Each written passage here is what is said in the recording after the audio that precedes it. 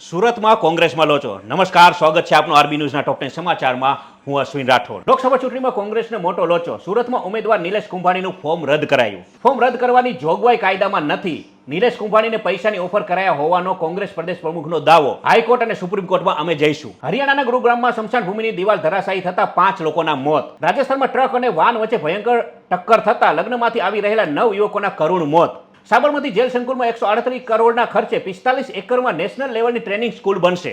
Hong Kong સિંગાપોરે ચેતવણી આપી. MDH અને એવરેસ્ટ મસાલામાં કેન્સર ઉત્પન્ન કરતા કેમિકલ હોવાના તત્વો. બાબા રામદેવને સુપ્રીમ કોર્ટ તરફથી વધુ એક ઝટકો.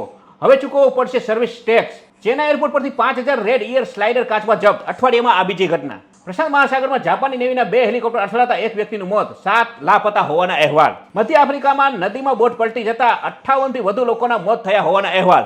તો આ હતા આજના ટોપ 10 ન્યૂઝ અને હું હતો આપની સાથે અશ્વિન રાઠોડ. જય હિન્દ, જય ભારત.